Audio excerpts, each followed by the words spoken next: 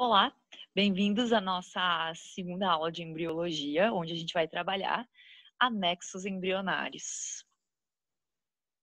Na aula anterior, nós estudamos as fases do desenvolvimento embrionário, né? Zigoto, mórula, blástula, gástrula, neurula, organogênese. E nesse processo a gente estudou a formação dos folhetos embrionários, ectoderma, mesoderma e endoderma. Esses folhetos embrionários, eles vão dar origem na organogênese, além dos tecidos e órgãos do embrião, a membranas chamadas de membranas extraembrionárias. E essas membranas extraembrionárias é que darão origem a essas estruturas chamadas de anexos embrionários. As principais funções dos anexos embrionários são a nutrição do embrião, a proteção desse embrião, as trocas gasosas e o armazenamento de substâncias, entre elas excretas produzidas por esse embrião. Então, percebam que são funções relacionadas à sobrevivência desse embrião durante o seu período de desenvolvimento embrionário.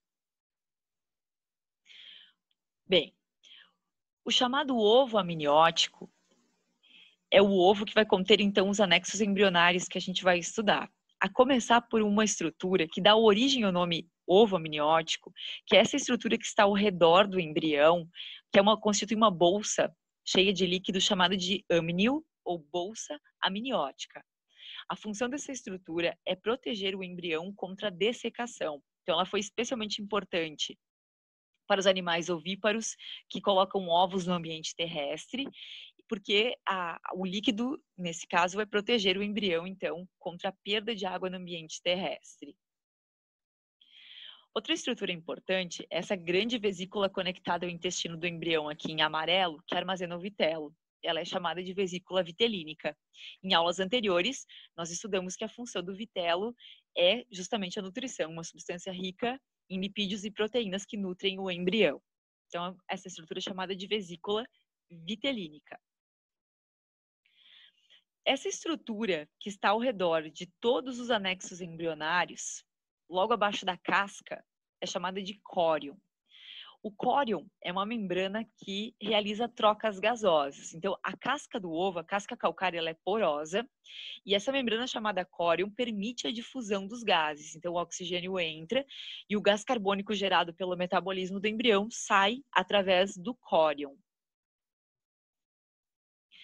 Essa estrutura, que também está conectada ao intestino do embrião, é chamada de alantoide e ela tem a função primordial de armazenar os excretas produzidos pelo embrião em desenvolvimento.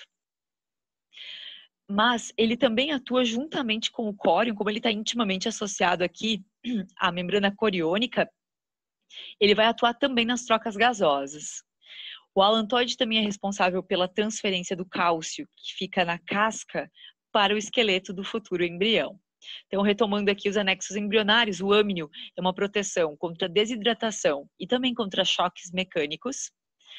O saco, ou vesícula vitelínica, é uma estrutura que tem a função de nutrição do embrião. O córion realiza trocas gasosas. O alantoide realiza também trocas gasosas, mas armazena excretas do embrião e também faz a transferência do cálcio da casca para o esqueleto do embrião. A casca vai ficando, então, cada vez mais fininha, o que facilita a ruptura dela durante a eclosão dos ovos, quando eles estão prontos. Bem, quanto à origem do ovo amniótico. Aqui nós temos um cladograma, uma árvore filogenética, uma árvore que mostra a evolução dos cordados, dos vertebrados. Então, a gente percebe que o ovo amniótico, ele surgiu nesse momento aqui.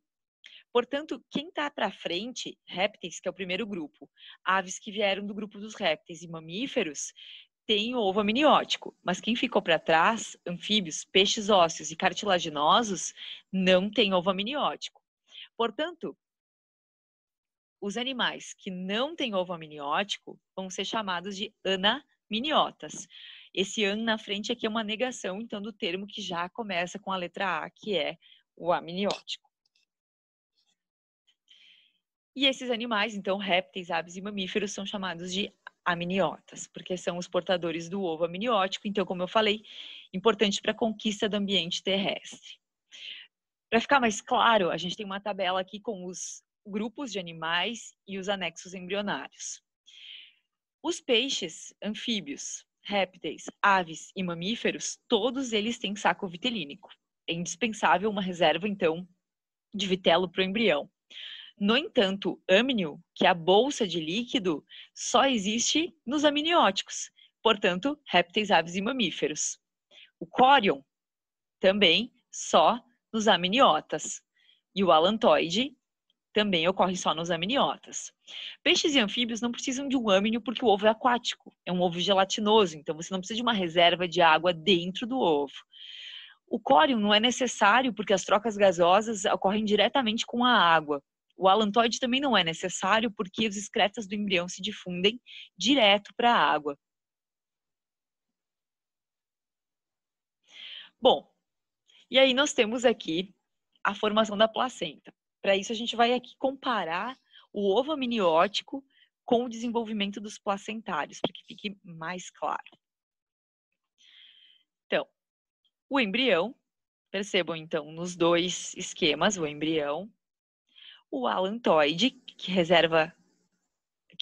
responsável pela reserva dos excretas nitrogenados do embrião, só que percebam que nos mamíferos placentários ocorre uma redução do alantoide, ele fica menor. O saco vitelínico, que também é bem desenvolvido aqui no ovo amniótico e que acaba reduzindo, ficando atrofiado nos placentários. Então, o saco vitelínico e o alantoide, eles vão atrofiar e vão dar origem a estruturas que vão constituir o cordão umbilical do embrião, que é a comunicação do embrião com a placenta, como nós vamos ver depois. O âmnio, então, aqui, e o âmnio bem desenvolvido, dando origem ao líquido amniótico aqui. O córion, que é a membrana, então, extraembrionária que está ao redor de todos os outros anexos. E aqui o córion tem algumas peculiaridades, porque o córion, nos placentários, vai dar origem a essas estruturas que parecem uns dedinhos, chamados de vilosidades coriônicas. As vilosidades coriônicas, elas constituem a parte fetal da placenta. A placenta é um órgão de interface materno-fetal formado por uma parte embrionária, constituída pelo córion, ou vilosidades coriônicas, e por uma parte materna, que é constituída pelo endométrio, que é o tecido que reveste o útero materno. Então, essas são as principais semelhanças e diferenças entre o ovo amniótico e o desenvolvimento dos placentários. Aqui nós temos um detalhe ampliado da placenta. Percebam então, a placenta é um órgão que se forma no terceiro mês da gestação. Vai ser um órgão de interface, um órgão de trocas entre a mãe e o embrião.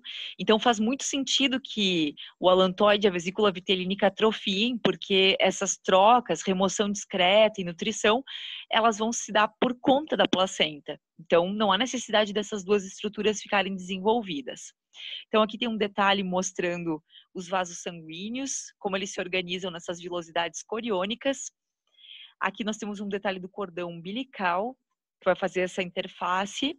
E um detalhe importante é que não existe os vasos sanguíneos da mãe. Então aqui os vasos sanguíneos fetais estão aqui, não existe um contato direto entre o sangue da mãe e do feto. Essas trocas elas se dão por difusão e elas são então indiretas.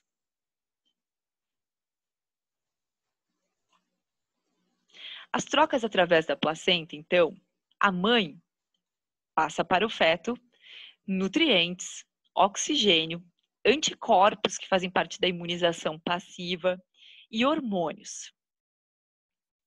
O feto devolve para a mãe, para a circulação da mãe, que vai eliminar, então, excretas. Então, ele passa para a circulação da mãe, a mãe filtra no seu próprio rim, elimina na sua urina as excretas do embrião. O gás carbônico do feto, então, vai sair na respiração da mãe.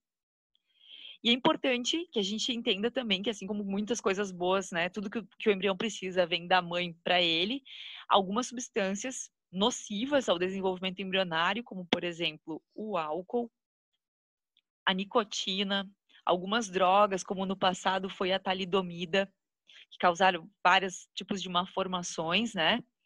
Alguns vírus, como o vírus da rubéola, como é o caso do Zika, alguns micro-organismos como o que causa toxoplasmose, podem atravessar a placenta e causar danos na formação fetal, malformações que são conhecidas como malformações teratogênicas. Então, o uso dessas substâncias não é recomendado no período gestacional em função da sua interferência no processo de desenvolvimento do embrião. Essa foi nossa aula sobre anexos embrionários. Aguardem nossa próxima aula. Qualquer dúvida, vocês podem me escrever para o e-mail debora.oliveira@murialdo.com.br. Façam as atividades propostas e nos vemos em breve.